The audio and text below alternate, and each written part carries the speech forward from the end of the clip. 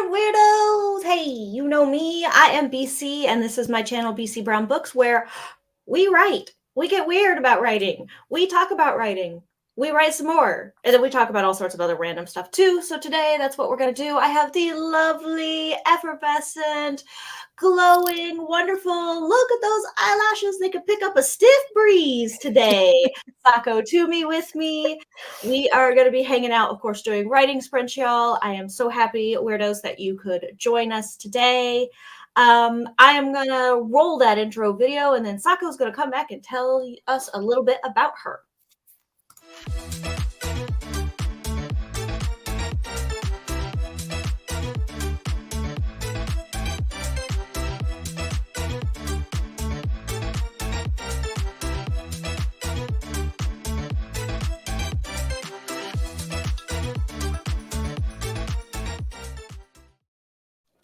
Howdy, neighbors. I'm Sako Tumi, also known as Voit. I write horror, and I'm a witch, and I'm a graphic designer, and sometimes I combine those three things. In fact, for pre-order right now is the book that I wrote with this awesome lady. Flambeau is on Amazon right now for pre-order. You might want to grab it while you can. And it goes live on December 11th. So we're going to have a big party. It's going to be great. And you should totally come. I am so excited. I cannot tell you. I have been, I'm stressed, of course, but I'm always stressed. It doesn't matter how many books I get in under my belt. It doesn't matter how many years I've been doing this. I can tell everybody, you never get less stressed because there's always like, what did I forget? You're always got it going through the back of your mind. What did I miss? What did I forget? What did I drop the ball on? What did I miss in the story? What was my typo that was my consistent typo? Like, there's always all of that. It does not matter. Even with this project, which with having Sako writing with me, it was less stressful because I knew I had an extra set of eyes that could catch things that I was missing. And I had an extra brain that could be like, okay, that's nice how we did that, but what if we leveled it up? Kind of a thing, which you're always, I think, I don't know about you, Sako, but I know I am always wondering, did I level it up enough, or did I just settle in the story for what was nice, what was predictable, or whatever, so even with writing this with you, I was less stressed doing it, but I'm always stressed. I'm just a worrywart, though. I'm one of those people that just worries and has anxiety about my writing. And it's not because I feel like I'm not a good writer, although everybody has imposter syndrome sometime and feels like they're not as good as another person or whatever. But it's just because I just worry. Can I make me better? Because writing is so... It's so much my passion. It's my dopamine, it's my fuzzy feel goods all the time. Even when I hate it, even when I'm slogging through it and I'm like, oh, somebody kill me. It's just one of those things. So I'm always worried about it, but I'm not as worried. I got fuzz all over me because I went for fuzz today because I'm cold. But now, of course, it's stuck to my lips. But yeah, so it's just one of those things. So I'm stressed, but I'm excited, but I'm stressed. Can't wait to party with everybody. That's how I am today. I will hopefully, we're going to have a meeting on Monday where we plan all the stuff out. And I have like a whole schedule sort of situation that maybe we can apply. I did it for Hope's Chest, and I kind of helped out Cora, who released a Roman romance sort of situation, so that was fun. Yeah, so I think the stress will go down a great deal after the meeting on Monday. I think so too. And it's just the general what like I said, it's just the general what did I miss? What have I not thought about? But I know I got Sako as like the other 2/3 of my brain because only about a third of mine functions most of the time. So it's all good. It's all good. I'm excited. All No right, let's pressure. gotta say hey to Jenny. Hi, Jenny. Good to see you. Christina, if you're not sleeping already, enjoy a nap because you deserve it. You deserve it. If you're sleepy, it's okay. You could sleep during the stream. Sup, Jack? Good to see you. And it is okay if you are having a scramble brain day. Scramble brain is perfectly fine. If the sprints help, great. If they don't, then whatever. I'm No having stress. no stress. It's take the time and be scramble brain if you need to be scramble brain. My ADHD is a little off the charts today, so we'll be doing slightly shorter sprints than what I normally do. You know me, I usually like the 20 or the 25-minute chunks. But I think we're going to stick with 15 today because I've got that. I'm more on the hyperactive side today than I am on the being able to, or yeah, I've got high levels of hyperactive and high levels of inattentive today. So it's kind of one of those things. Devin is here. It is not a stream without the wonderful Devin Cutting. Lloyd is here. Good to see you. Grab some food, eat up. It's all good. Jenny just saying hey to all. Hey, Andrea. Good to see you. We could do that. We could do encouragement. We are good with encouragement. It is. You can do it. All good. You could do this. You could do this. Editing is hard. It is hard. But you're not doing it alone. Exactly. It's overwhelming because you're jumping into it and you're not sure where to start. Two, it's hard to cut your writing and know what's going to have the most impact. And then sometimes it's just a matter of being overwhelmed by the fact that once you cut something, you may have to put something else in there, which means you're going to have to do even more work than what you've already done on top of the work you're doing with your editing. So like, it'd be good. You'll be good. It'd be good. We're here for you. We're here for you. So yeah, that's kind of what we're going to work on today is just, like doing some writing sprints and chatting. We'll probably talk about Flambeau a little bit.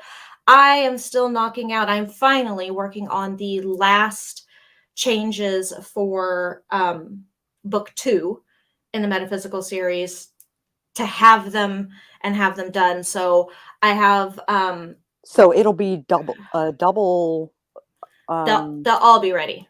They'll all be ready on December 11th. They should all be ready. And we can celebrate the whole box set. Yeah. As opposed to just Flambeau.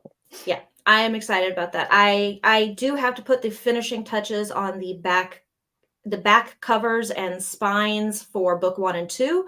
It is finished for Flambeau, which I mean, I had the back and the front of that finished for a long time. It was just doing the spine, but yeah. So I have to put the finishing touches on the backs and the covers for 1 and 2. But other than that, those are usually fairly easy for me to do. It's just having the page count for book 2 now that is keeping me from finishing those. So it'd be all good. It'd be all good. All good. Okay. So I am doing wonderful timers by HK Darkwood today, of course, because absolutely love her timers. It's just absolutely cool. So if you like the timers, this is her link. You can check her out. She's just wonderful. She's also over on Twitch as well. Same handle. All right. So let's go ahead and jump into a sprint today. I am totally in for it. Yeah. If I can, as much as I can get done today, which I mean, I'll be here and I'll be on Twitch later tonight. So as much as I can get done today, the better. Because next weekend, I will not be streaming. That reminds me, y'all. Next weekend, on Saturday, I will not be streaming here or on Twitch because unfortunately, I have to work. I just got told yesterday I'm scheduled to work. So that because it's going to throw a bit of a monkey wrench because I thought I was going to be, off on the 11th, which is when the book comes out. I will be off, but I won't be off until a little later in the day. So we'll have to do like a evening party, which I was going to discuss this with you tomorrow. It just had to be a little later in the day than my normal Saturday stuff. Because work was not nice yesterday. They're like, by the way, we schedule you because we need you to cover. And I'm like, I wish you had mentioned something. I would have just requested that day off and made sure it was off. It was like, I got a new book coming out, y'all.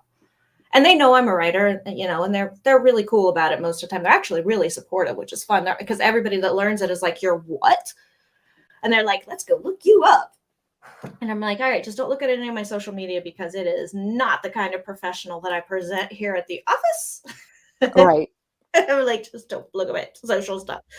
But no, they've all been really good. They're really progressive, inclusive, type companies. So they're not that big of a deal of the stuff that they see on my social. But you're gonna be on vacation. Well, it's called a phone, and you party with us by phone. No, enjoy your vacation. Enjoy your vacation. Enjoy your vacation. You deserve it. I didn't know that robots take vacation because I am convinced you are one because you never sleep. A well-scripted bot. Very, very, very. Mm-hmm. And all bots love cats, so we know that, this is just another thing that feeds into the fact that you're a robot because you never sleep. Anyway, let us go ahead. Oh, what you gonna say? Sprint. Yeah, okay. I didn't know what you're getting. You look like you had like the I got an announcement, I remembered something excitement face, or the we're gonna sprint excitement face. So We're gonna sprint excitement face. I need a self-care sprint. Oh, that's good. Yes. Okay. So we're getting ready to sprint in 3. Wait, hold on. I can't even count today. 3, 2, 1. Sprint, y'all.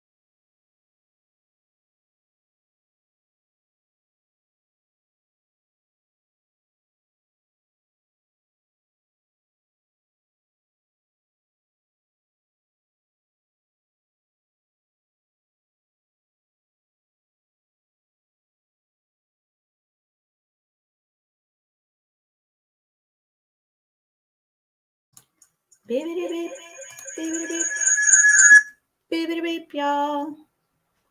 How did you do?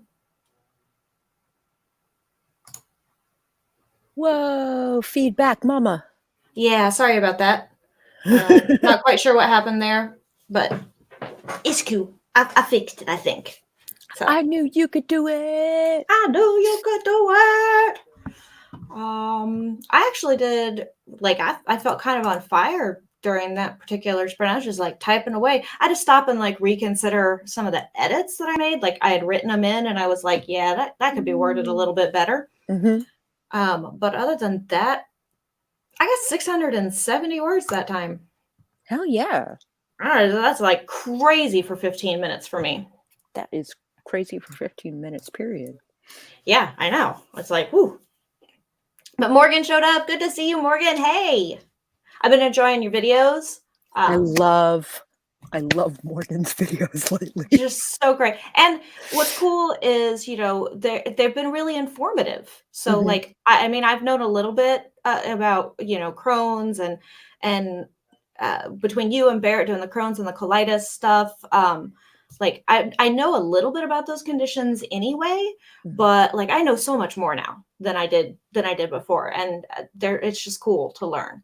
So working on some YouTube thumbnails. See, I find when I am having a scatterbrain day, graphic design is really good for me because it kind of lets you be real piecey. Now I can't do like any of the super detailed work, like having to go in and do masks and blending and stuff like that. But I can go in and I can do like the you know, removing backgrounds and changing lighting, you know, getting lightings to mesh up. And like I can go in and do stuff like that and getting like all the components and pieces together. And then I can also go in and just kind of toss them in and around and see, like, I'm more willing to be flexible with my creativity. Like there's always what I have in my mind of what I want the image to look like. And sometimes when I'm doing graphic design, I can be like focused on that image so hard that I don't just try something to see if something else would look slightly better. But when I'm scatterbrained, I could do that really well. And I can just be like, okay, no, that one didn't work. Next draft. And then like try putting them on a different way and then going like flipping back and forth between them.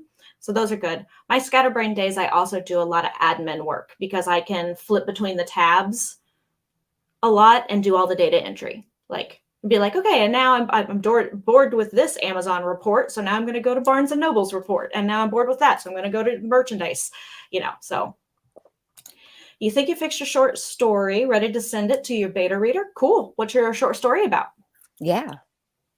You know, give us a little something about how long, what made you want to write it. Is it for like pub, or are you just like writing it to write it, or is it for some other purpose? Yeah, that'd be cool to know. Wrote a blog, now figuring out main goals for 2022. Always good. Don't forget when you're setting your goals, set long-term goals, medium-term goals, short-term goals, but then also break down each of the goals into something that's really doable. Be reasonable and like be reasonable with your goals. That's not just to you, Jenny. That's, you know, to everybody in general. But Morgan's channel, there you go. Thank you, Devin. Yeah. It's just, yeah, I like videos that teach me things, but are also fun and engaging.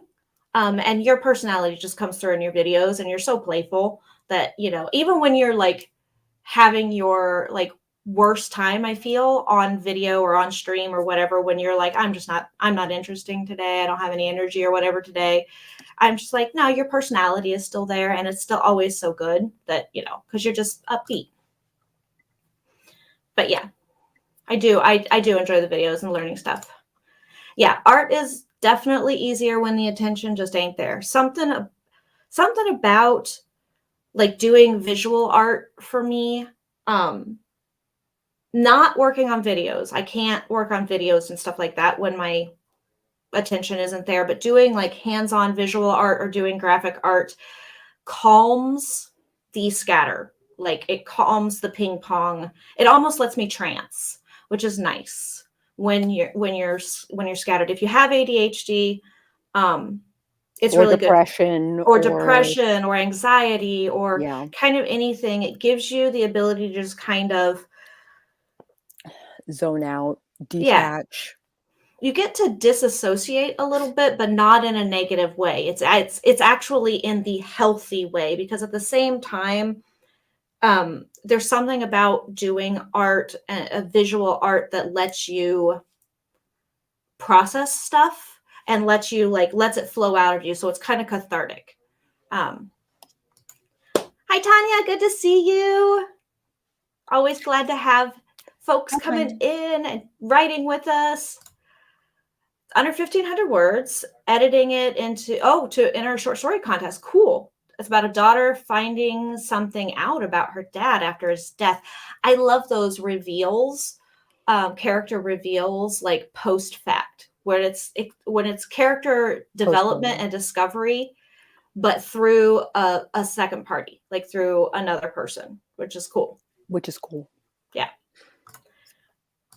I'm glad we give you hearts. You know I love Hi. you. I love all my weirdos. I love all my writing weirdos. Like the folks that come into stream, even if they're just here for like one stream or not here very often, I just love all you.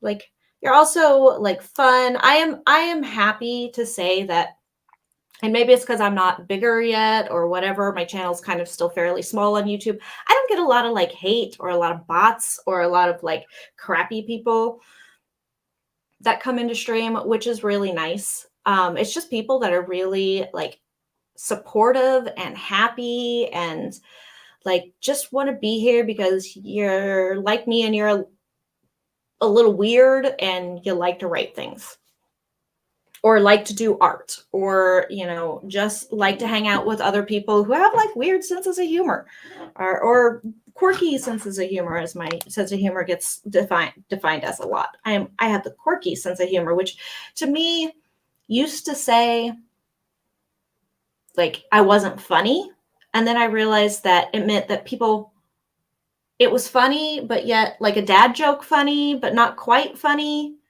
It was like it was layered, it was nuanced. So that's how I take it now. So how was your self-care? It was good.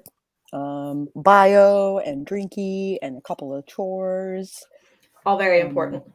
I would like to start my storyboards for a video that I am making for a like a belly dance show. Ooh, Celebrating vintage cinema, nice. which is going to be super fun.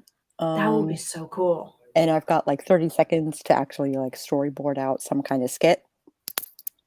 So that will be, I think, my next sprint. If the stairs are dry enough that I can go downstairs and get my tablet. Yeah. I'm taking one of the chores was doing the stairs. Mm-hmm. Yeah. Yeah, they're wet. Yeah, I had to this morning. One of my chores was kind of trying to tidy up a little bit because my desk has just been like, I've had a terrible week. It's been a very, struggling with my mental health week. Mm. And so there were just like, y'all know I have cats and a dog. And so there was fur everywhere because I didn't do any of like my twice a day routine of just wiping things down and dusting stuff off, and keeping things clean. And there were bowls stacked up and I was just having a terrible week. It was a terrible week. Mm-hmm. We also had like some like disappointment come into play. And now my wife she finally thought that she found like a decent place, decent hour, well, not hours, but decent benefits, decent pay. And the work's not that engaging for her in for what she does for IT and what she can do, but Mm-hmm. it had decent benefits, it had decent pay, it was work from home. That's all of what she's been wanting. And now she accepted that. She turned down other jobs to accept this one because it was supposed to be work from home after her initial training. And that's what she wanted more than anything. And now they're like, first of the year, we're bringing everybody back into the office. And she's like, no, I accepted this job because it said it was work from home. It said nothing about it being semi-permanent or about it being temporary due to COVID. And she's like, on top of that, COVID cases are on the rise. So, and we've got new variants. And We're why on are we? Omicron now. Yeah, Like, she's like, this is why? not how I wanted to learn the alphabet. Exactly. She's like, this is. She's like, I don't feel comfortable coming back into the office. And they're like, well, you're I wouldn't vaccinated. if I were her either. Yeah. They're like, well, you're vaccinated. She's like, yeah, I'm vaccinated and boosted. That's not the point. That's not the point. She's like, it does. She's like, I'm not immune, you know, and she works for a hospital. So even more so. Yeah. So why are they bringing back any personnel that can work from home? I get a lot of hospital personnel can't work from home, and it's not fair. Mm-hmm. But those that can, keep them home. So now we're cleaning up resumes and job searching again. And she's only been there a little over a month. So she's super frustrated about it. And it's, and I'm frustrated about it and I'm stressed out about it because, she gets so stressed out about job searching, and it falls to me to do a lot of her resume and keep track of the spreadsheet of where she's submitted to, where she hasn't submitted to, and jobs she's looked up, and reminding That's really good of you to do. Well, she's just bad at that kind of organization. And she's also bad about asking the right questions of jobs. Like with the experience I have in HR, and what I am learning, with my schoolwork and everything. So Arizona is an at-will work state and also a right-to-work state, which means if your employer in Arizona has a union, they can't force you to join the union in order to keep your job. That's what right-to-work means. However, Arizona is also an at-will work state, which means for no reason at all, they can fire you. Same day, just drop you. They don't have to give you any notice. They don't have to give you a reason why. And so most of the time, with it being a right to work state, they just use that as their reason to just drop you, because at will, they can do it. And it sucks. That sucks. Yeah, it absolutely sucks. And there are a lot of states that are that way. Most states are not. As far as I know, in Virginia, they have to give you an excuse. Yeah, most places they do. I did not realize that moving to Arizona that they didn't have to give you an excuse. They didn't have to give you a reason for dropping you.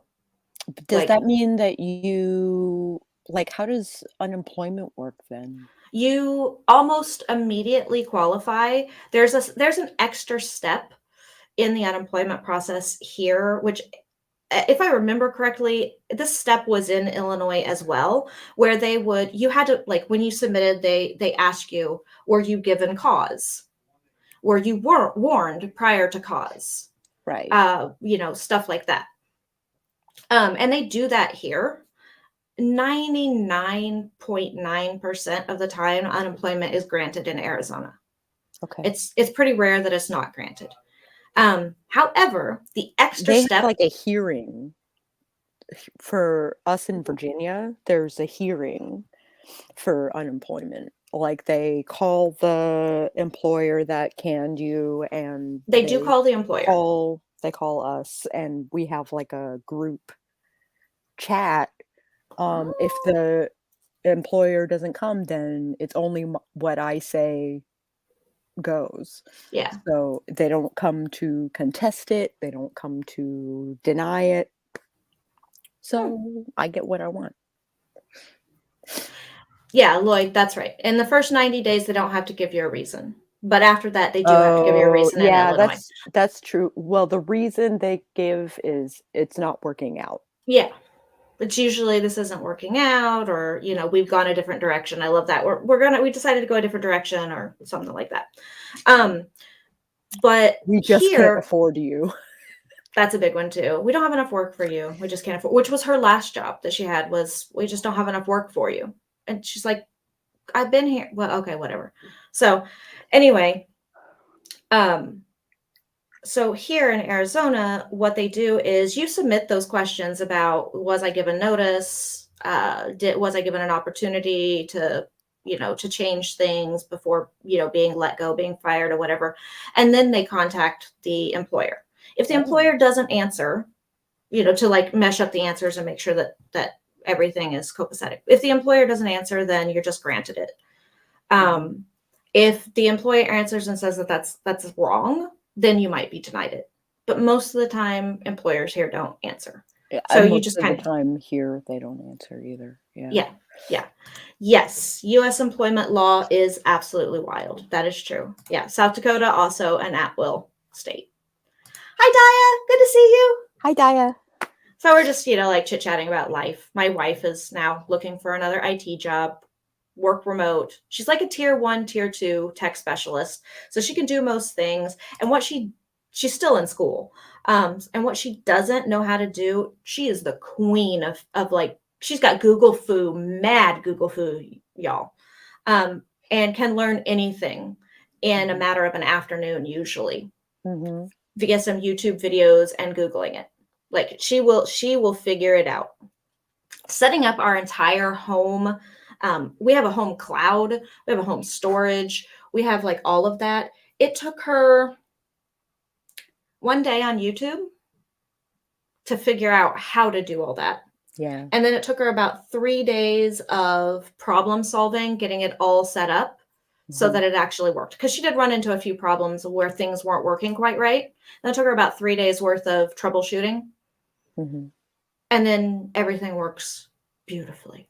Like, I'm just like, it's so wonderful. Half of our house is tech. Yeah. Our entire house is smart. My husband is not a technical specialist, and he can learn anything like in an evening. Yeah. My wife, same thing. Like whatever she wants to know how to do, she can do. I have been envious of her since we've known each other. Like she just has to want to do it. She just has to want to do it or need to do it.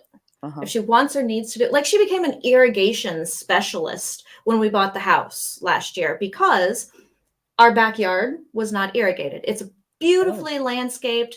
And granted, it's got mostly desert plants, which are hardy without irrigation, but they thrive so much more with irrigation. Right. But we also have orange trees and other stuff that the couple that owned the house, they went out twice a day and watered their yard by hand. They were retired.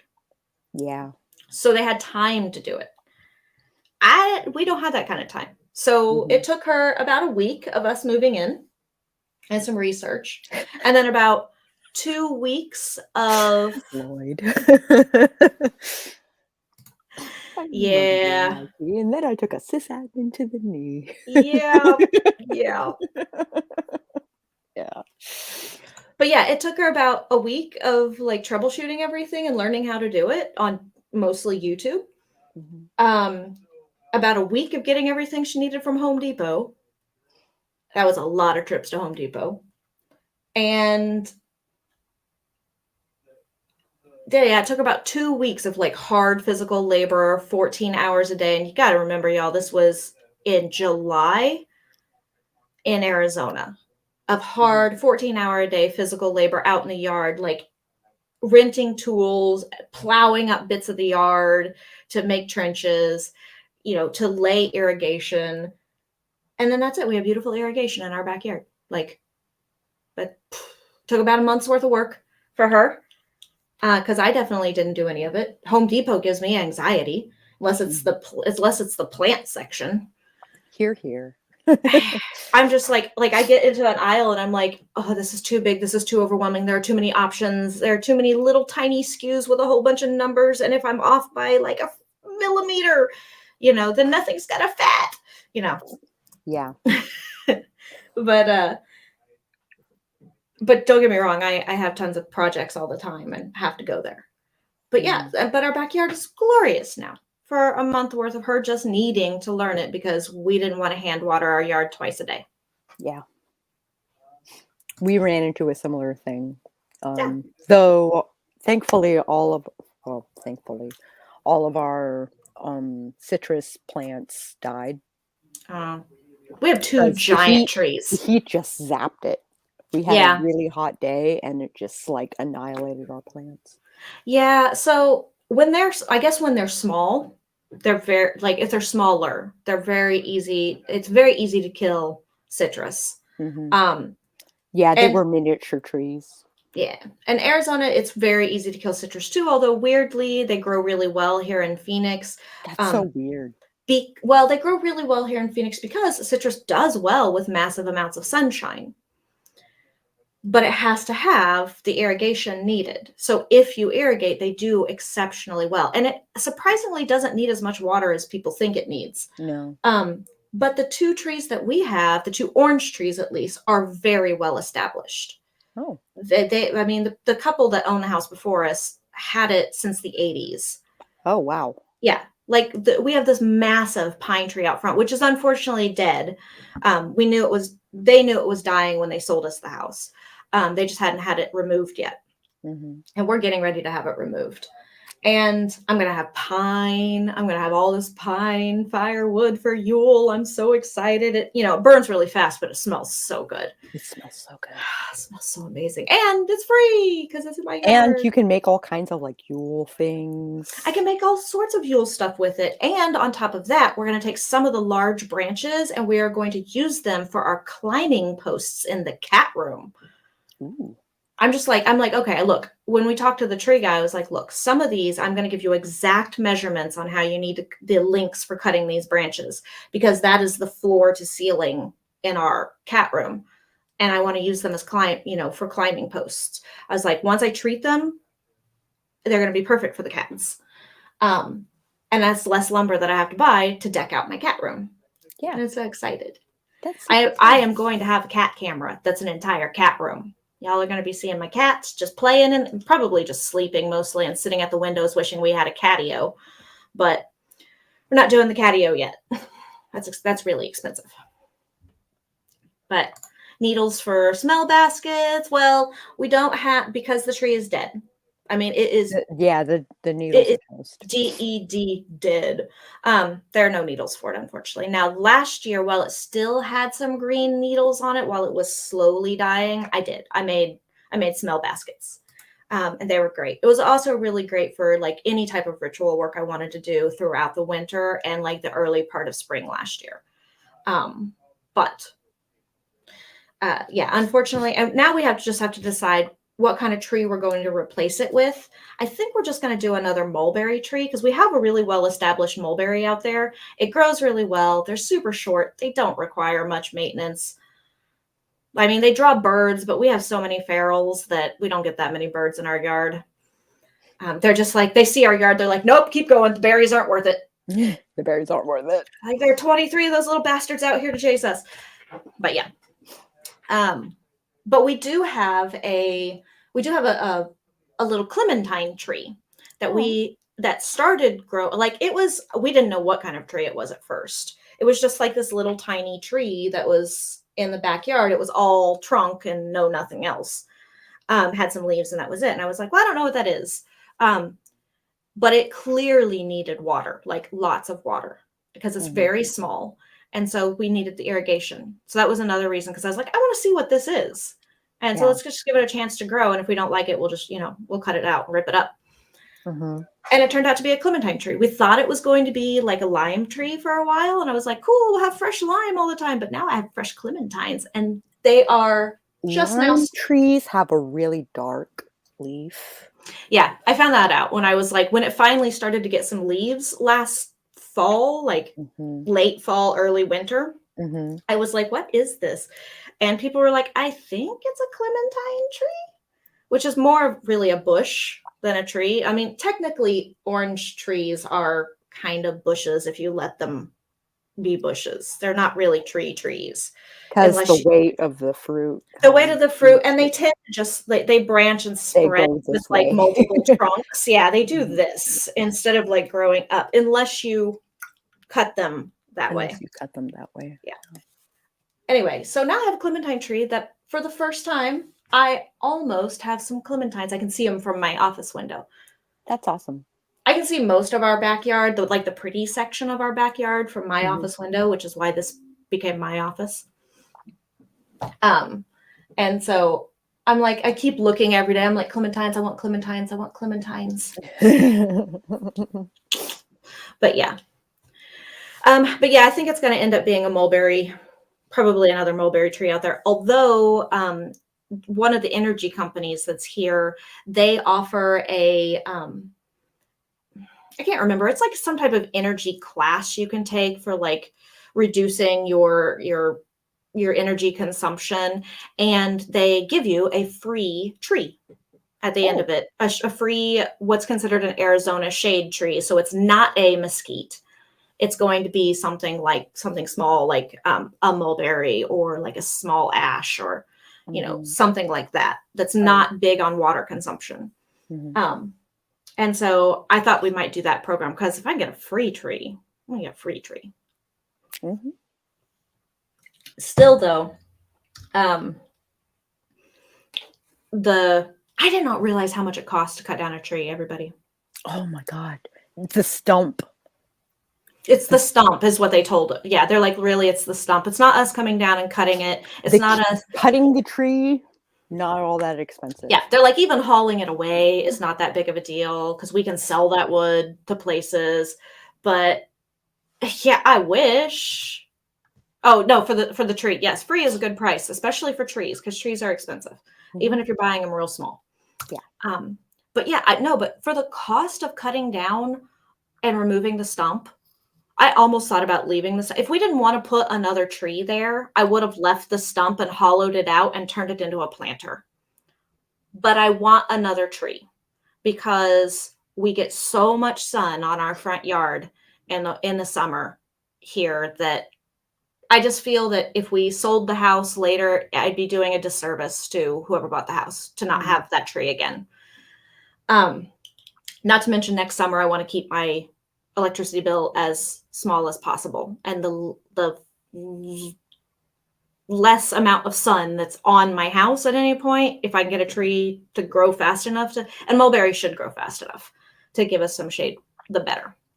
Anyway, I got off on a huge tangent, but yeah, one guy, and granted, this is a giant pine tree, don't forget, it's a giant pine tree. It's the damn thing is twice as tall as our house, a little more than twice as tall of our house. So they quoted us like $3,500, and I was like, the fuck? I'm keeping most of the wood. You don't even have to haul much away. It's the removal of the stump. But it was the removal of the stump. However, I'm thinking we got gouged on that, because the next person quoted us, and it still wasn't great, but it was like, $2,500. And I was like, okay, somebody was price gouging there at that other price, I think.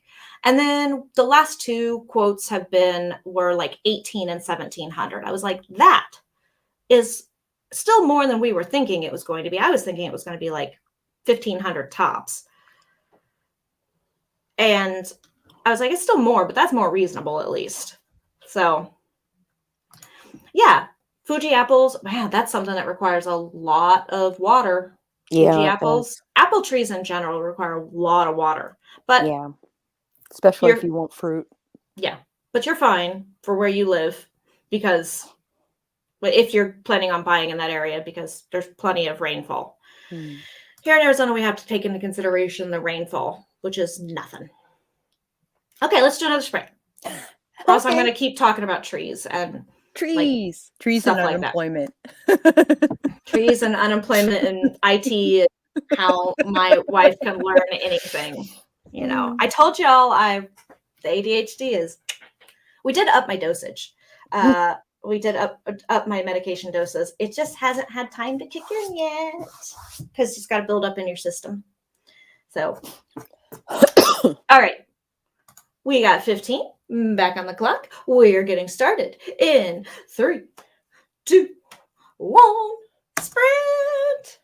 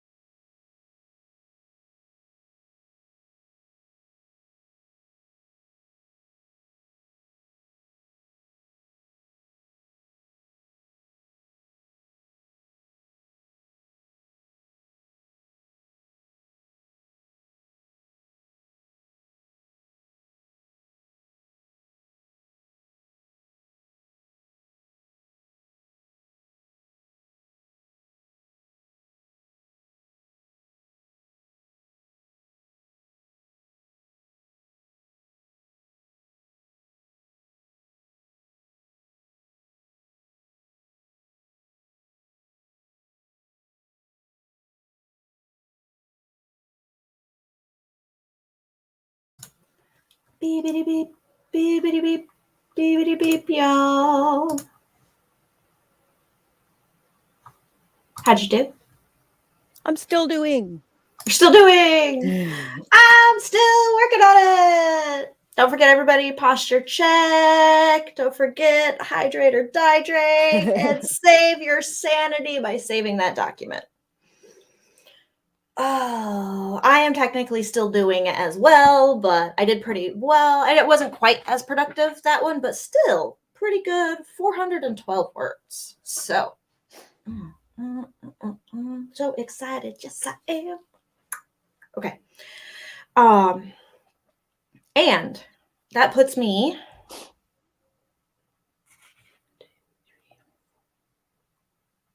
12 pages to the end of book 2.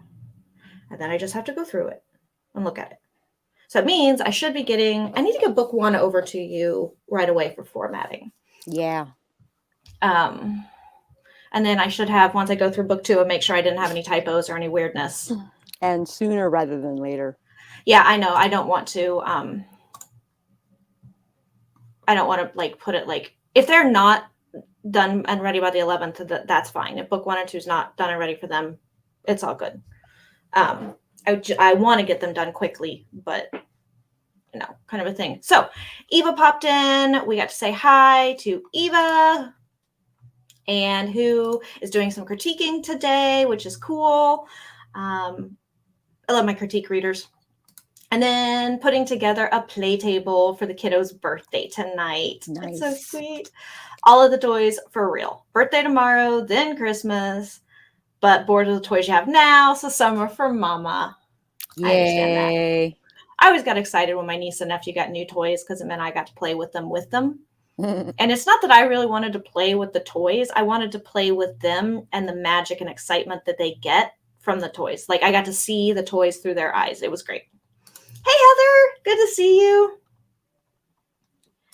Daya got 365 words. Cool. Nice. Very nice. Andrea got 98 words. Really nice. Eva got another page read and another few lines of notes in the notebook. Ooh. Awesome. Jack got streams set up for next week. Worked on an Etsy commission. Cool. I don't do Etsy. I've thought about it, but didn't. I do too many other things. I don't think I could add Etsy to. Yeah.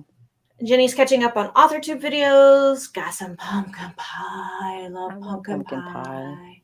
It's like my favorite. My wife was like all trying to like pie shame me because she thinks it's really, really weird how I eat pumpkin pie, especially pumpkin pie, but pretty much all pie it's pretty much coated in whipped cream. Yeah. And then, like all the sides, all the way around it, on the top, I just make a little casing for it. I just smooth the whipped cream all. It's not like super thick or anything. It's just a smooth all the way around. And I encase it, and then I eat.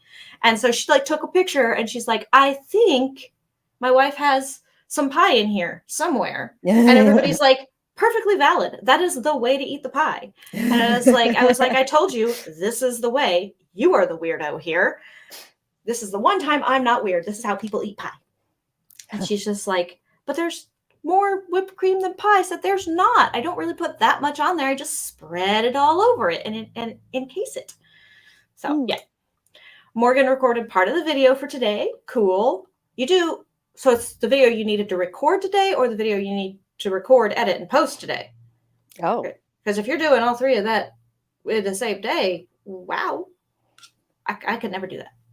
I had so much trouble last year doing Vlogmas, which is why I decided not to do Vlogmas this year, although you're rocking it already, Sako.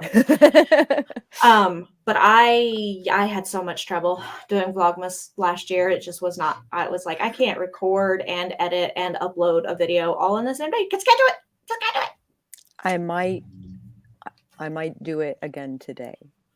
I might do tomorrow's today. Just Well, like that's change okay. my outfit and like, because so I want to do a magic coffee episode that you use a French press for. Ooh. But first thing in the morning, French press is the last thing I'm thinking of. Yeah, nah.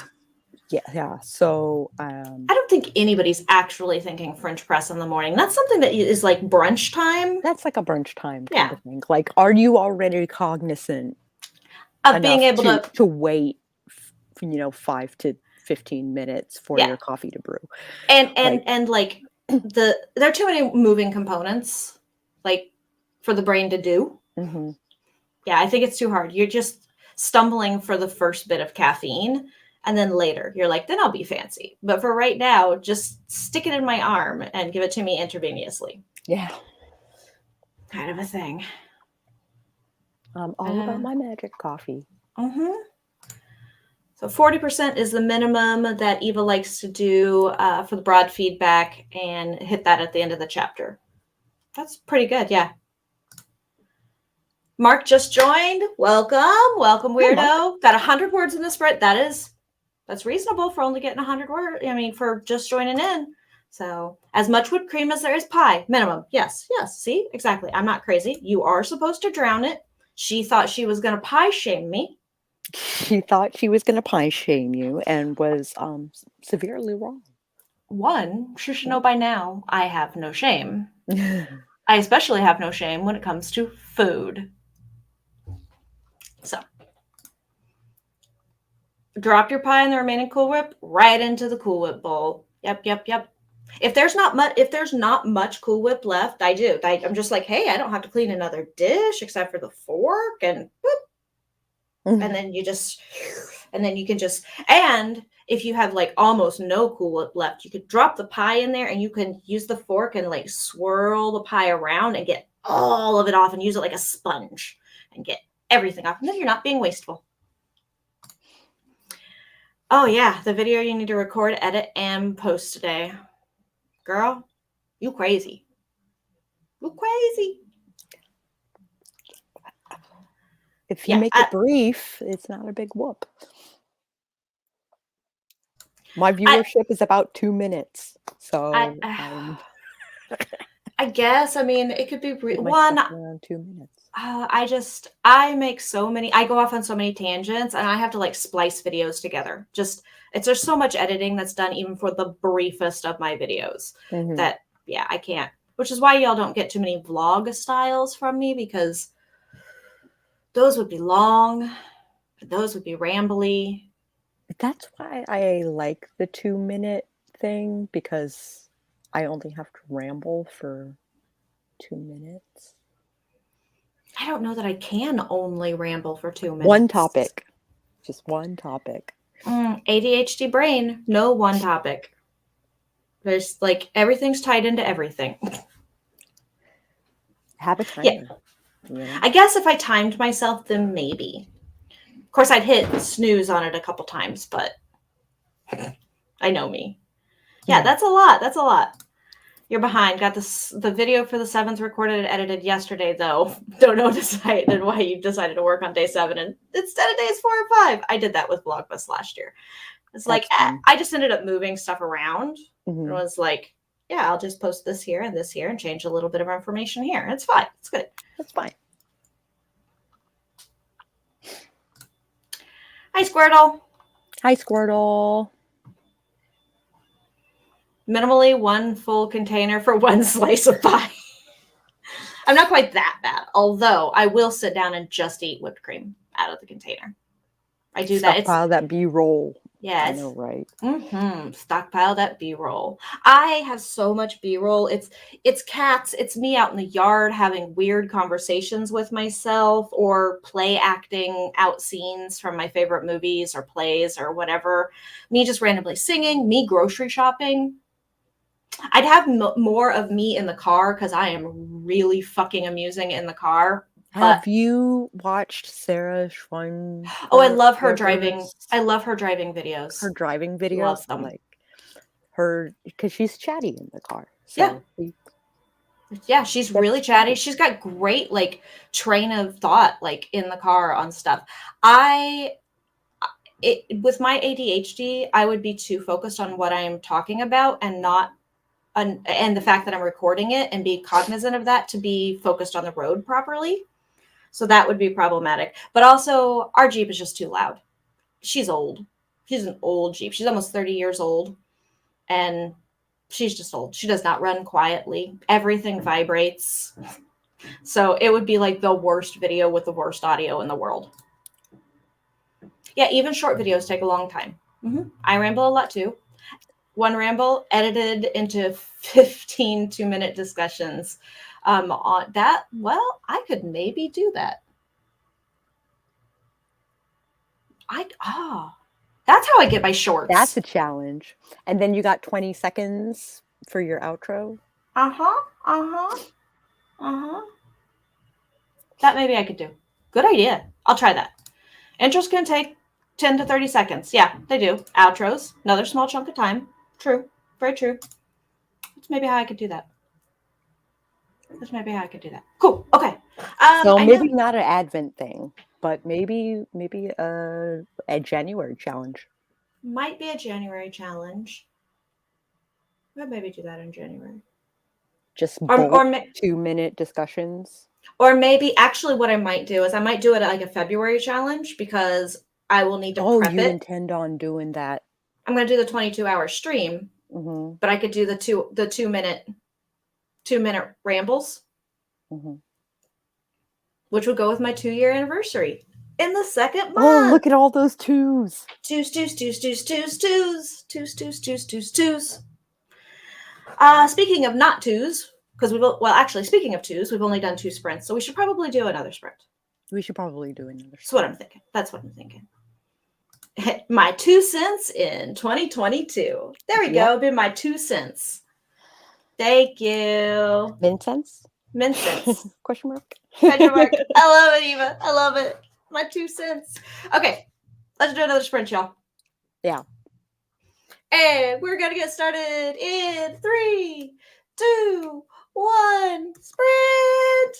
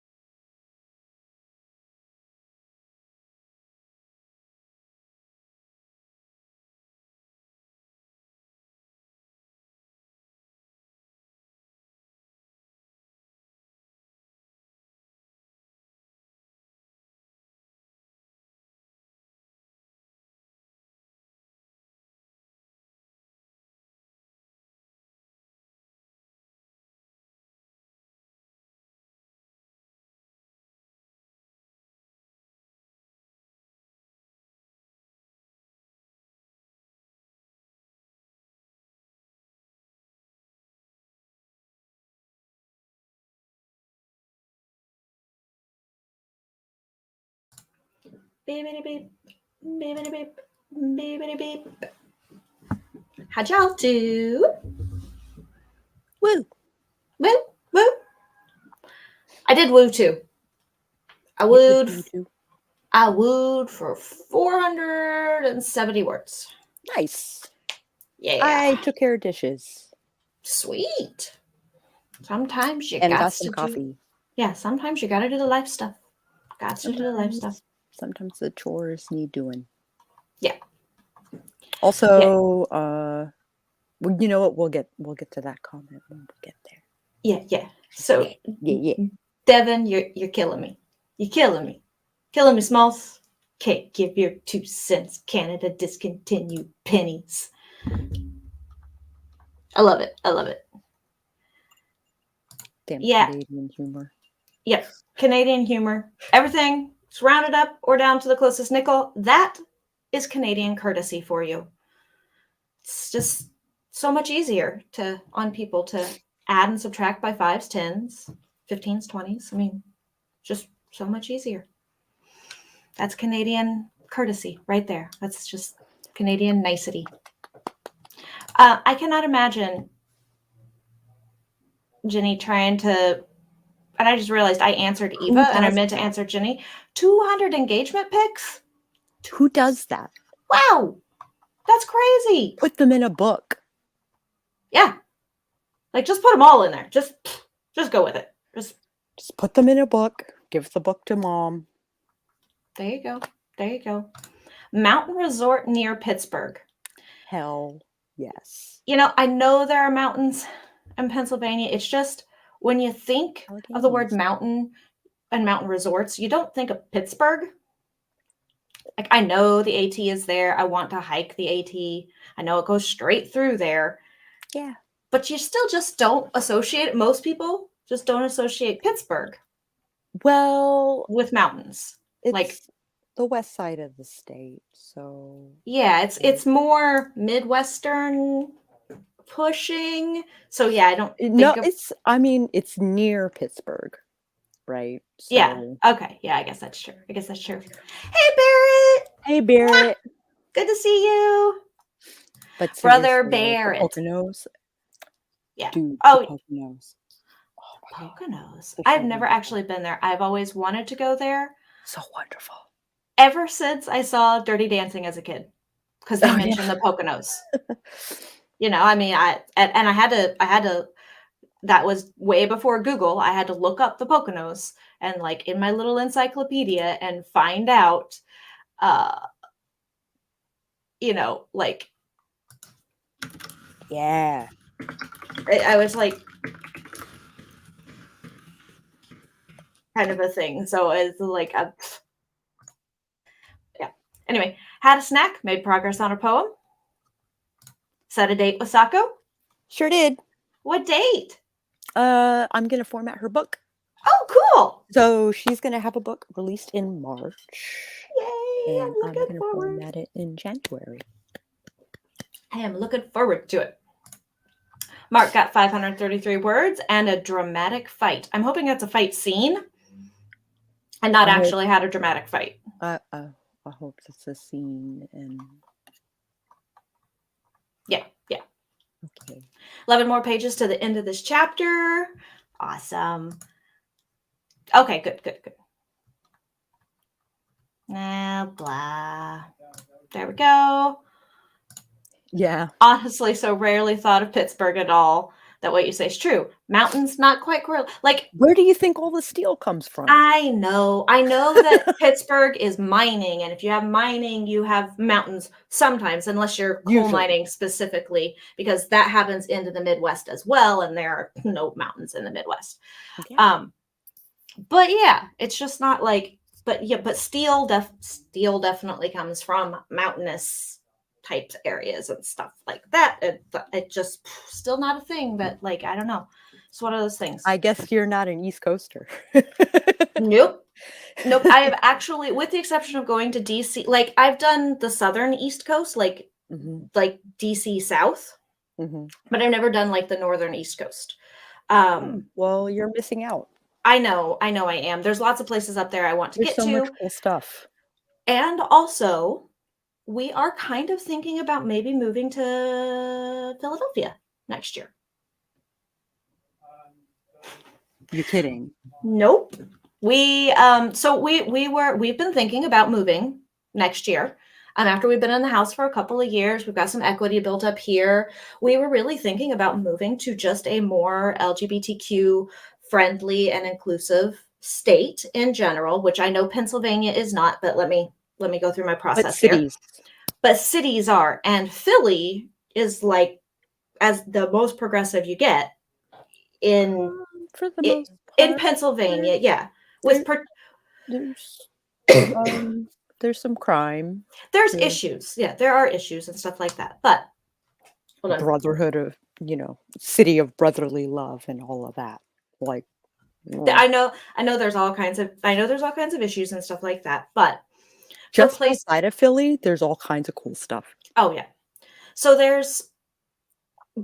we also had to look at LGBTQ friendly cities that we could afford to live in, that we could afford to buy. Mm-hmm. And we were looking at Portland, and Portland, while the cost of living is going down and housing prices are going down, while Phoenix's are going through the freaking roof, it's still just, we would be sacrificing so much space, land, all sorts of stuff for there. Now, in Philly, we could get roughly a condo or townhouse that, yes, is going to be smaller than the house that we have, but we'll still have small yard, decent type neighborhoods and stuff like that, and still be able to afford to buy. So, plus it would be one more openly gay couple voting and out on the streets. So, and I wouldn't mind driving 2.5, 3 hours. I was going to say, yeah. And I looked up the distance to said friends in area, and I was like, okay, you know what? I know you live like in the DC area. Like, I was like, I don't know exact town. I do know exact town, but I wasn't mapping that. I was like, to DC, how far is it from Philly? And about 2.5 hours.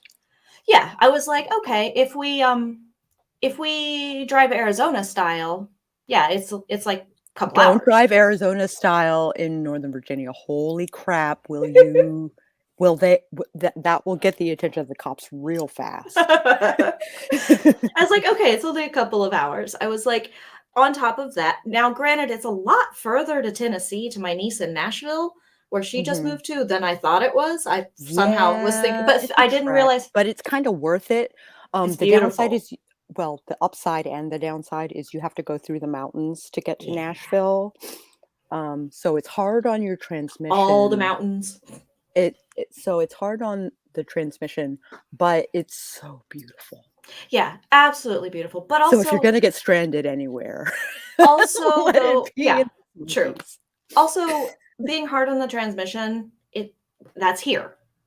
Our Jeep is literally an off-road Jeep, and that's why we have such an old off-road Jeep, is because it's so perfect in the mountains. It's kind of used to that lifestyle. So there's that. Yay. Not to mention, I mean, while it would be a long haul on the motorcycle, it's not that terribly long of a haul on the Harley. And that would be a gorgeous ride. It would. Just pray that you don't hit traffic. Well, okay, there's that. But also the nice thing with the bike is if traffic is at like a standstill, it's so much easier to get off of a bike and stretch your legs. That is true. If it's at a standstill, but like traffic between here and Nashville, like it's going to be like 20 miles an hour, like the whole way. Oh, we'd be putting. Okay. Well, we're also thinking if we do move there that we would definitely maybe not be taking the Jeep everywhere because it is older. I mean, of course, we're going into the mountains with it, but we're thinking about maybe getting me a smaller, probably my Mini Coupe. Probably my Mini Coupe because I've been wanting one. That would get you out of trouble. Yeah, I've been wanting. If you're having trouble merging or whatever, like you can get out of Dodge real fast. Yeah. So we're kind of thinking about that. And hence another reason for moving to Philly is also neither of us have ever been anywhere northern on the East Coast. And we're like, okay, it's only a couple of hours to New York. It's right there by Jersey.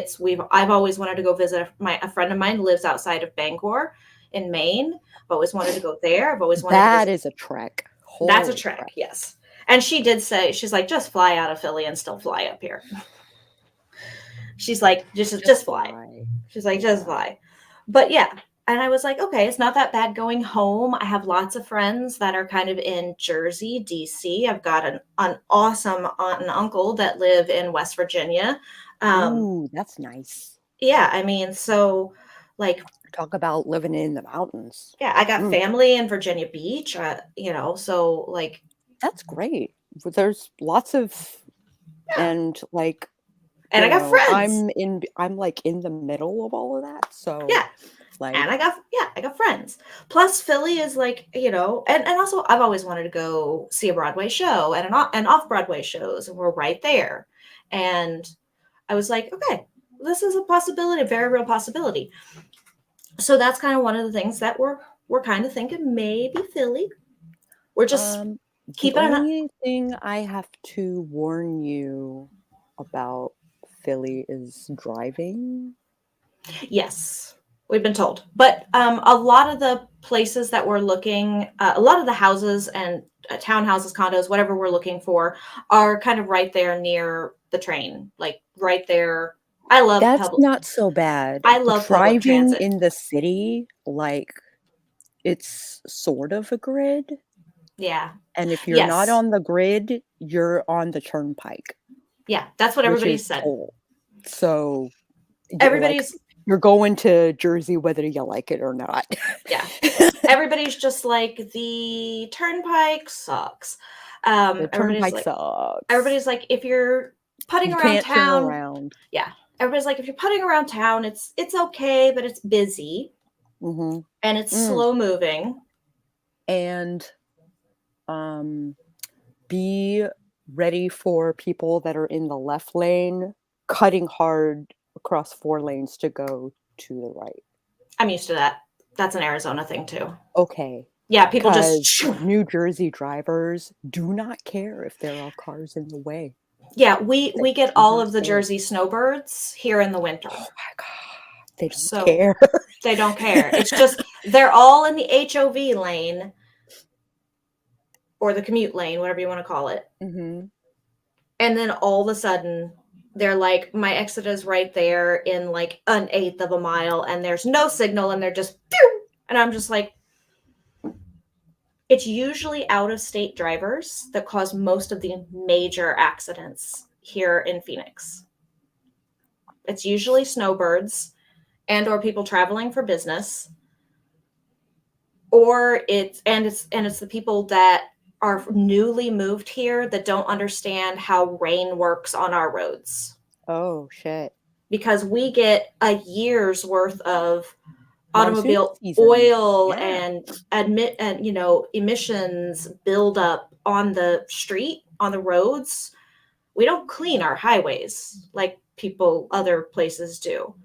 And then when monsoon season comes along, you get water on top of a year's worth of oil and slick and everything. And then people just, you have like less than 1/4 of an inch of water on the road from like 5 seconds of rain, but you hydroplane. You would be driving sideways. Yeah, but you hydroplane and just fish, like you're just like spinning out. And it's because people just don't know how to drive in the rain here. Or they drop all the way down and they're driving 2 miles per hour, which causes everybody to slam into them. But yeah. Oh, okay. That's why emergency blinkers. Yeah, emergency blinkers. We're big here in Arizona on emergency blinkers during haboobs, during dust storms. Because you can stop and pull over, but if you do, you're supposed to turn off all your lights, etc., etc. Oh. That way people don't think that you're a car that is moving.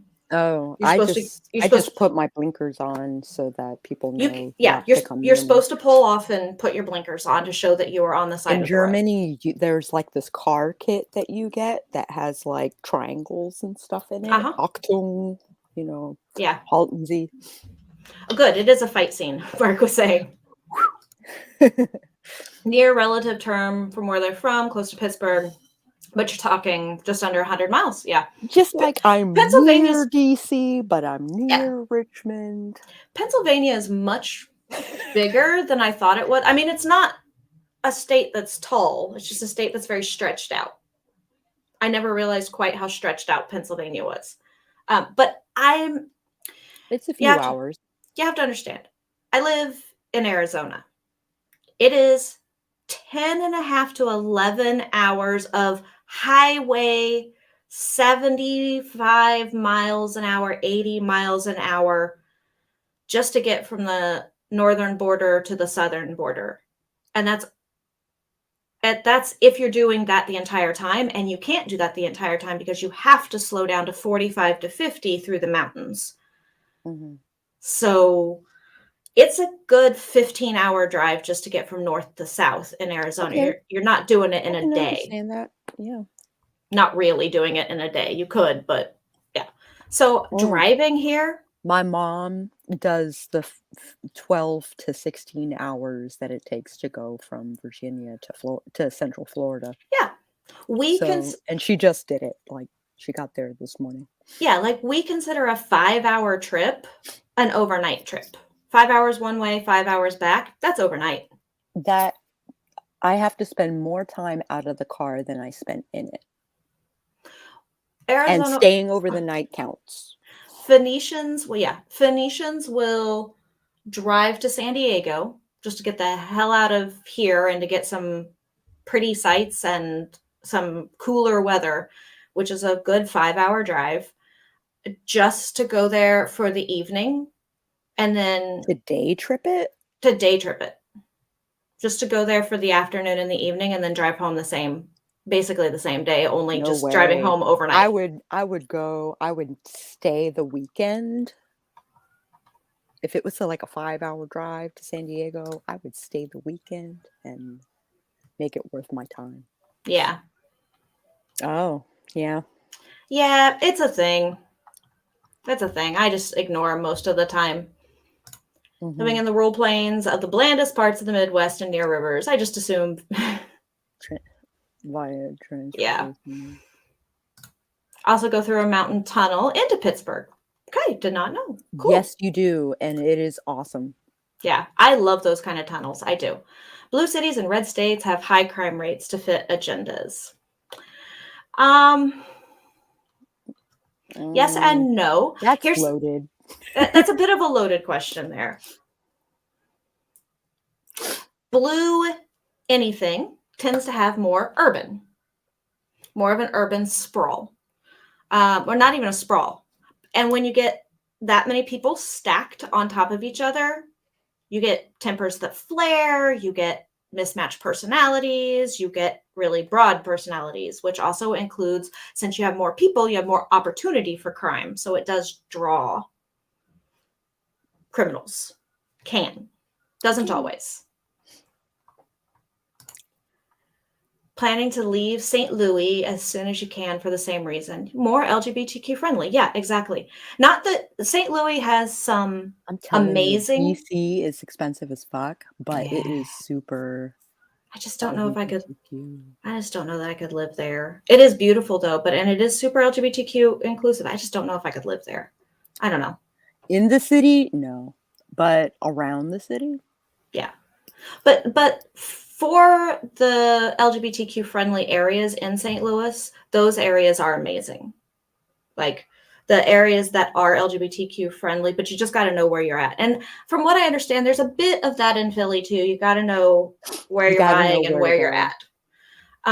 But for the most part, the city itself has put protections in place, has done a lot of really progressive things that we're excited about. Mm-hmm. Just need remission first. Mm-hmm. Yeah. That's kind of a big deal. You can get more. Well, it's next to a blue state, and it's a blue-ish city, St. Louis. It tends to be more purple because it's still Missouri, and it's still kind of backwards, and it's even a rural part of Illinois, and the only reason Illinois is blue in any way, shape, or form is Chicago and the burbs, period. I know I'm from all the rest of it. I've lived in all the rest of it. And it's very rural and very not LGBTQ friendly unless you're in Champaign, Urbana, Savoy area, and that's because of the University of Illinois. Yeah. But yeah, not sponsoring this. Too expensive in Denver for us, but we thought about it. We did. Arcata, California to move to in June because, yep, again, the more inclusivity, the more diversity. I'm so big about diversity. It doesn't just have to be that it's LGBTQ friendly for us. It also has to have diversity, and we also love. I don't want to call Philly diverse. Well, I mean, I've been looking up all the. What's considered a minority is not white. I'll encourage that, but like. Well, but it does actually have like a really large immigrant community. It does. Of various like ethnicities and countries. So that was kind of exciting. And a lot of the places we're looking are very diverse. Mm-hmm. We like big cities, but with small neighborhood, like pocket communities and stuff like that. 7.5 hours to Tennessee from St. Louis. Yeah. I know that drive quite well. With stops.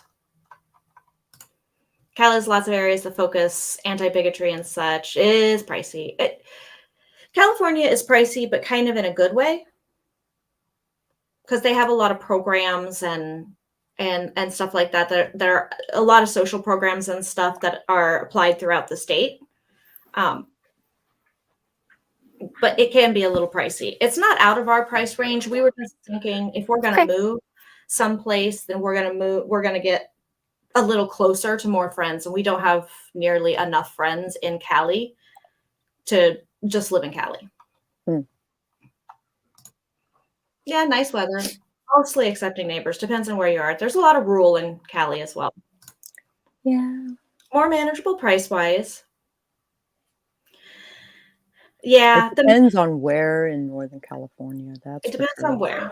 But it is beautiful up there. I used to when I dispatched for medical planes and helicopters for 911, I used to dispatch a fixed wing medical plane out of Northern Cali that would fly into the San Francisco to the Bay Area all the time because they would fly people out of the mountains essentially and into like getting trauma and all sorts of different health stuff.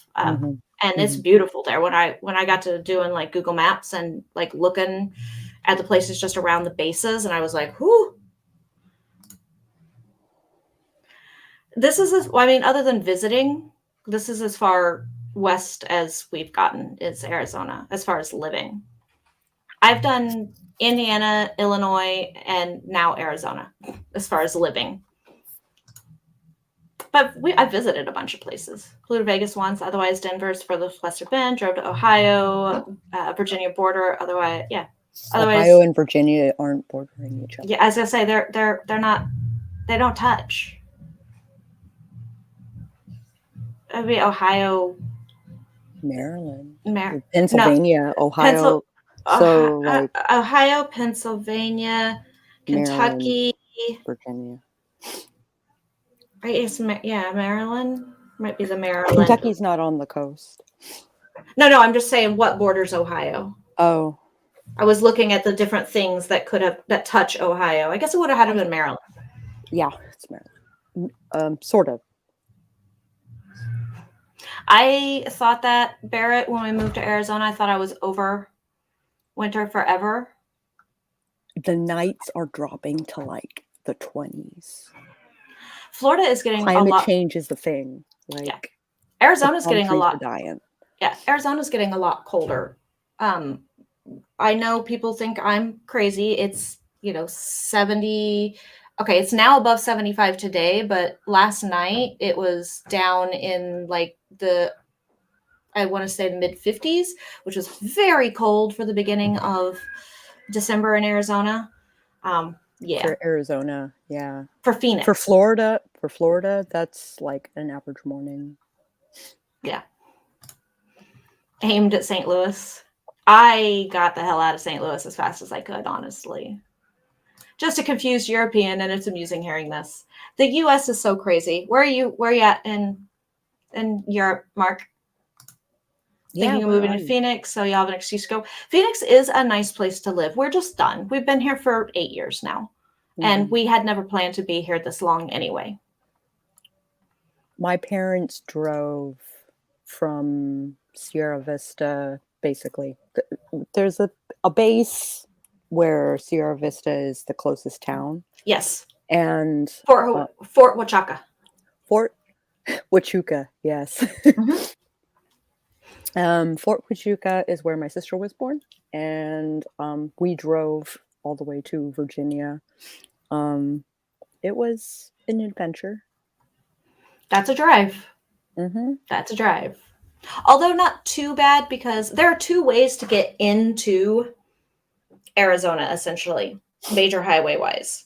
You either basically took 10 forever. You take the 10, which goes south. It comes out of New Mexico and then goes south into like Tombstone and Tucson, which then drops down to Sierra Vista on the border. Or you bring the 10, which comes up to Phoenix, and then it goes north to Phoenix and then goes west into California. Or east to Florida. Well, that's going back. Yeah. Well, from Phoenix goes south to Tucson and then goes east. Yeah. Into New Mexico, going to Florida. Or you can come out of New Mexico and you can go north, which I don't even remember what the name, the 17. You can take the 17 north, and then you come south from the 17 through Flagstaff, which is beautiful for skiing, mountains, gorgeous place. Oh, I hear good things. Yeah. Flagstaff is beautiful, not diverse, however, at all. Not diverse, no. And you drive south into Phoenix, and then you take the 10 either south and then east, or you take the 10 west. So you take the 10 just about anywhere. So far, you're optimistic you could return before Christmas 2022? Okay. Well, more power to you. Yeah, not Chicago. Not Chicago. That's how most people in Illinois explain where they live. Not Chicago and not the burbs. Yeah. And not Gary. Because that means you lived in Indiana, but you are officially an Illinoisan. Because it's weird. I think I'm getting spam. Oh, God. So Texas, driving across it is weird. It depends on how you're driving across it. We drove 10. Yeah. The 10, if you go the 10 right across it, it's not that bad going across it, actually. If you can get the trucks to carry you. Yeah. It's tip to tip that's a problem. It's tip to the panhandle. That's an issue. Yeah. Technically working. Can't chat much. Video isn't even recorded yet. Getting it done. Drove Denver in one stretch. Yeah, our big thing if we do move to Philly is how we're going to move. If we fly, which is most likely, we have the nightmare of shipping everything. Although we'll probably just do what we did moving from Indiana here. We'll sell everything and then buy when we get there, except for a few key things. But it'll be moving with 5 animals, 4 cats and a dog. Flying with animals, it just makes me nervous. But it makes driving me nervous too, because they treat animals like luggage. Yeah, that bothers me. And we can take the cats as carry-ons, but we can't take Callie, our German Shepherd, because she's not a service animal officially, unless I get her service papers. And I think she's actually aged out of being a service animal at this point, so I'm screwed there. Plus sedating her for a flight, she's older. Ugh, I don't even want to think about that. But then driving, we thought about driving because that would be easier on the animals. Now we could sedate them a little bit and they could sleep most of the way through it, but we would be watching them, so it would be okay. Mm-hmm. But driving with my trans wife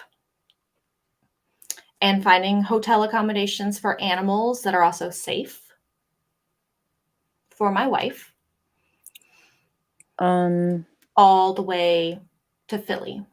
We got to go through. We got to go. I New think you're Mexico's damned if fine. you do, damned if you don't. Yeah, I know. We need. Especially in Texas. Yeah, well, we can. There are ways to skip Texas. We could go up north. We could go through Colorado. We could go through the Four Corners, and we could go across Colorado, but we're still having to go across Kansas and Missouri. Yeah. Illinois, if we That's went questionable. all that way north, we'd be mostly okay through Illinois if we hit most of the smaller towns and stuff like that, and stayed out of most of the rural bigger towns. Mm-hmm. Indiana, we're screwed. Kentucky, we're screwed. Ohio is iffy. I mean, so it's if we go through the north, we go through the south, we go through the Midwest. Like, oh no, Louisville's fine, but the rest of Kentucky is. The rest of Kentucky is questionable, but if you can stop in Louisville, Yeah. that's not so bad. Yeah, it's just one of those things that, like, it's like, oh, well, But then that's fighting your way through the mountains. Yeah, I don't know. So it's kind of a damned if you do, damned if you don't. I'm almost tempted to. I'd hate to do it this way, but I'm almost tempted to have my wife fly, so she's comfortable, she's Oh, safe, you know what? and fly with a friend, and then I drive with the animals, and then we just fly our friend home. I guess I'm so cautious about letting you drive that all that way by yourself. Like, I wouldn't do it by myself. I would tag a buddy. okay. Yeah, I'd tag a buddy and be like, "Look, we'll fly you home." You know, a buddy to I just fly. need you to sit in the car and make Yeah, sure I don't fall asleep, and yeah. maybe we can Oh, trade off driving. Lloyd, I don't know that I'd go to KC. It's a big city. It's not very. It's not very friendly. It's not friendly. It's also there's really not much to do. Certain parts of West Virginia are friendlier than others, but definitely in the Bible Belt. That's a thing. Yeah. Yeah. Hey, Kivy! Oh, Hi, thanks. Kitty. These are my space buns. It's what they've been dubbed over time. Everybody calls them my space buns, so I just go with it now. I'm just like, they're easy. That's all I care about. Yeah. If you know how to use the resources, it's not too bad, but you definitely have to budget in Cali. Yeah. KC, I don't know. Really? Because everybody tells me no. No. People tell me no. Oh, West Virginia. Not Virginia is where Ohio. Okay. Yes. There you go. Yes. Yeah, because not a lot of people visit there, like, for a purpose other than work. Global warming does do weird shit to weather patterns. That is for sure. $35 for an Airbnb? You know what? There's lots of places around here that you can get Airbnbs for like stupid cheap. Damn, that's nice. Really Okay. nice places too. I'm not even Cool. like fucking with you. Ireland, Mark. Jack is in Ireland.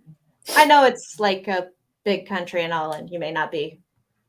Oh, And I'm Dublin? gonna be that guy and say, "Wow, cool."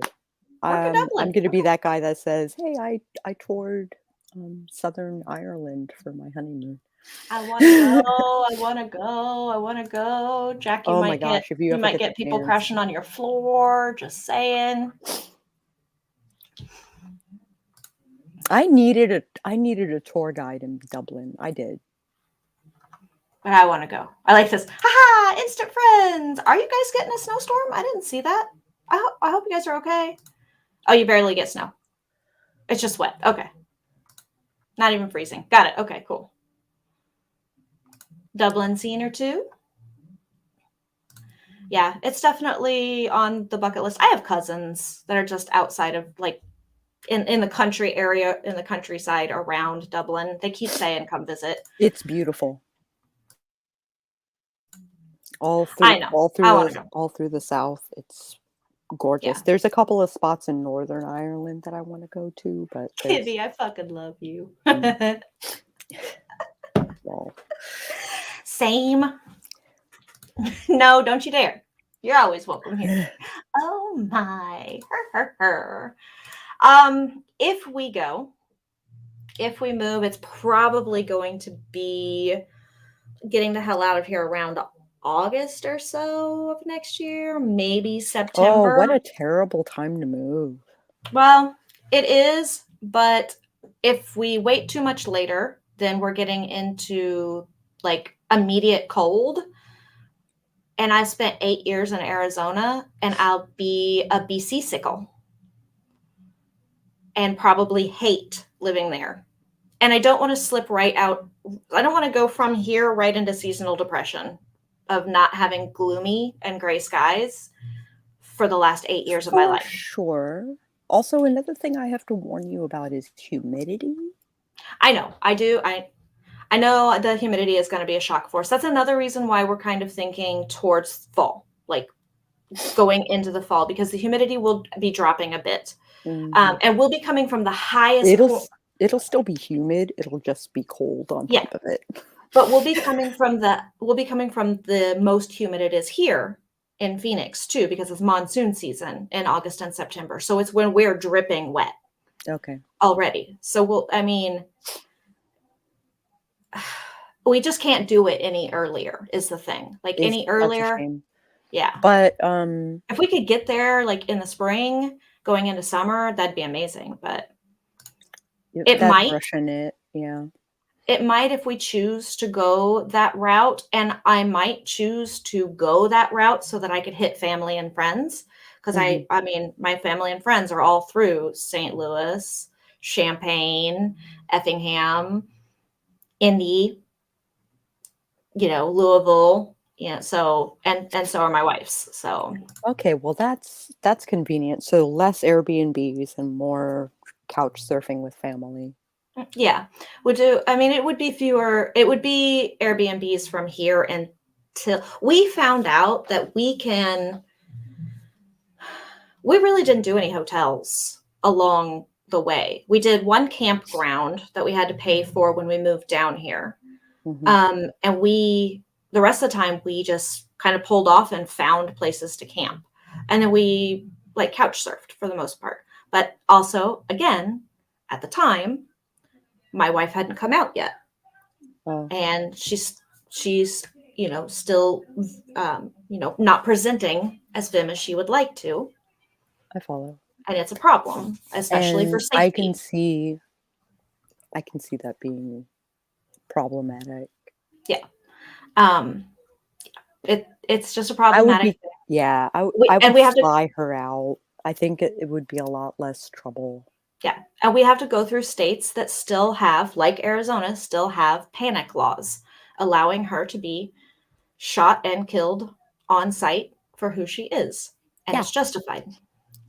If y'all don't know that, there are only, I believe, I'm going to have to double check, but I believe there are still only 8 U.S. states that have outlawed panic laws, which used to be the gay panic defense. Well, now it's being applied universally to trans individuals, trans and non-binary individuals specifically, because, and they're saying that if you find out or even just think somebody is trans or non-binary because you feared for your life, aka your butthole, because that's usually what they're fearing for, then they can kill you on site, and it's justified. So think about that next time you vote and see if your state has one and start calling reps. It is hard to find places that allow pets, and especially for us with cats. Finding places that allow dogs, not so much. Not so hard. But finding places that allow cats, a little harder because a lot more people are allergic and just adverse to them. Yeah, determined where you stop. Arkansas, definitely not safe. Nope. Won't be going there ever for any reason. Traveled through there on a train once. That's it. Yeah, renters don't have many rights in Washington. It's Owners Washington do. State. Yeah, Washington State. And that's last minute. Oh, okay, yeah. Yay! Tour guide. Jack's willing to be tour guide in Dublin. Yay! I'm willing to be tour guide in DC. Yeah. And Richmond. And if we do move to Philly, and once I learn it, willing. Maybe I'll meet you in Baltimore. That would be nice. Less tolls for the both of us. Less tolls, yeah. That's the same for both. So Heather has been letting us play muted while doing things, filming Vlogmas video, mom stuff. Yay, cool. I say we take an Authortube trip to Ireland. Let's raid the country. Yeah, let's raid. I would love to party with Jack in Dublin. Hell yes. One, partying in Dublin is on my bucket list. But two, all the distilleries and bars and stuff. But two, getting to meet and party with Jack. I want to play D&D in Boar's. What was it, Boar's Head, or is it the? The oldest pub in Dublin. Yeah, I know what you're talking about. I want to play D&D there so bad. I want to get sloshed playing D&D so bad. I ate lunch there and had a pint, and it was wonderful. And they're life goals. I would love to LARP some D&D action. Kibby's mind is in the gutter tonight. I kind of might have said it for you, Kibby. Yeah. 19 miles from downtown St. Louis. Okay, I know where that is. Barrett's in St. Louis. I have a lot of friends that are in St. Louis, and a lot of my ex-husband, a lot of his family's there, and I'm still really good friends with his family. Mm-hmm. We have a lot of friends there, Just saying, maybe. I'm guessing for the panic laws. Yeah, Kibby, it's still a thing. And it can still be applied as gay panic as well in a lot of places. It's just there are more protections around sexuality versus gender at the moment. Summer's a good time. Fall, the leaves start falling out in the backyard view is less pretty, but still okay. Yeah, I know. Gerrymandering. Yeah. No good as a tour guide anywhere, Eva. Oh, Arizona keeps trying to do one of those. And then Arizona remembers that it likes to be libertarian and not tell individual cities what to do. It so badly wants to be anti-everything, but then it realizes to do it, it would have to pass it statewide. And then it can't let individual cities decide what they're going to do. Yeah. Yeah. They would be hypocrites. They'd be hypocrites, even though they are hypocrites. Mm-hmm. And Jack, this is your warning. We are coming. I'm not an author, but I want to go to the Ireland Authortube trip. So there's also, let's see, we've decided there's a Chicago Authortube trip where we're all invading Savvy. There's apparently a New Orleans Authortube trip where we're all invading RK because he's just said everybody come and visit, and it is NOLA. So, and then now we're going to Dublin too. Well, my house is still open. There's a DC Authortube trip. Between DC and Richmond. Mm-hmm. I'm telling you, it's not far. Mm-hmm. Just saying, there we go. Hour and a half to Baltimore if you want. Yeah. Yeah, that is true, Barrett. It's just crazy. Here you go. Here, let's give you a little better image. By the way, I'm really good at saying my alphabet.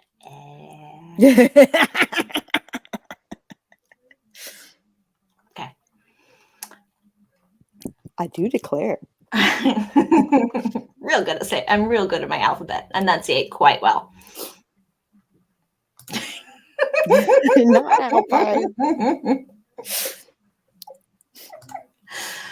Only ever go to Dublin on school trips or to leave the country in the airport. But you could come visit if we're all invading Dublin. I would layover in Dublin. It'd be cool with a little city trip. sub-invading Authortube stuff. It's okay, Lloyd. You're also a gamer. Mm-hmm. Also an RPGer and a gamer, and it's cool, and you're cool. Yeah. NOLA would not be the best until you are in remission and nice and as stable and hardy as you get. Also, don't drink the water even if you're in remission. No. Never. Soda only. Yeah. Straight up soda all the time. Straight up soda all the time. Mm-hmm. Or that is some sealed water bottles all the time. All the time. Real warm in Kibby's room. You're gonna have to take the beanie off. All that stuff. Mm-hmm. Mm-hmm. Mm-hmm. I only ever go to Cork for your gaming convention. Yeah. Well, there's a gaming convention in Cork. That could also get a lot of us there. Here you go. If you respond on Authortube, you are an Authortube. Woo! Mark, really? Yeah. Even I know about the Cork Gaming Convention. A lot of cool folks there. Barrett, yes. There are also lots of other NOLA trips I could give you for traveling there. And just, going as a touristy thing, like especially wearing gloves a lot. If you go when it's cooler, and you definitely should go when it's cooler, February, right before Mardi Gras, is amazing because they're prepped and ready for Mardi Gras. It's nice and cool, but there are no people there yet. So about 3 weeks before Mardi Gras. Yes, but Mardi Gras is super chill these days. Post-Katrina Mardi Gras is super chill. Still too many people, too many germs. And there's so much trash. Like during Mardi Gras. I'm spoiled by my clean cities. Yeah. I am spoiled by my clean cities. Yeah. Aw, Mark. Well, we're going to have to pull you out from underneath that rock. You should go really check out the Cork Gaming Convention. It's awesome. I don't know. We're going to have to make a plan for this, Gibby. I don't think it's going to be a 2022 thing, but it might be a 2023 thing. Maybe. Yeah. So there was this great C Street was this great place in Champaign. It's just really awesome place, but it's Champaign is good, but not without C Street. Thank you, Barrett. Appreciate it. Moved out of the city 6 years ago, so now I'm just lonely in the mountains. Beautiful mountains. I could be lonely there for a few years and be okay. Mm-hmm. Like Vegas during New Year's. Yeah. You. Gibby's like, all right, it's going on the calendar, damn it. Okay, we are hugely over for today because we got to chatting. You made it to the end of the comments. I did. I made it to the end of the comments, though, and that's something. I will be writing again on Twitch at 6 p.m. Mountain Time. That is 8 p.m. Eastern Time, so you can come see me there. It is down in the comments, but also if you need it, it's also right here. It's BC Brown Books, y'all. It's not hard. So, oh, really? That sucks. High Dive was a good place. Anyway, so come see me there if you want to do some more writing tonight. Sako, you are more than welcome to join me tonight if you want to. You good? I might have date night. Maybe? No, it's okay. Just let me know. It's all good because I've got my screen set up. We'll just do like we did before. We'll figure it out. Yeah, we will figure it out. So it's all good. I am officially switched over from Slob to Stream Elements now. So I got that all set up during this last week. Cool. At least I think it's working okay. All right. Anyway, so I want to thank everybody for like joining us and hanging out with us and just chatting with us for a while because like yeah, it was cool. I did get some words, so I'm happy about that. Sako, tell folks a little bit about you. Howdy, neighbors. I'm Sako Tumi, also known as Voit. I write horror, and I'm a witch, and I'm a graphic designer, and sometimes I combine those three things. If you are interested in videos that pertain to marketing for authors, I have a whole playlist of them on my channel, Sako Tumi, Voit. And it's not just me talking, it's also this lady and a couple other author tubers who have something to say on the matter. So you should drop by sometime. I would love to see you. Absolutely. Again, don't forget to hit up HK Darkwood if you liked today's timers use, because I pretty much exclusively use her timers. They're awesome.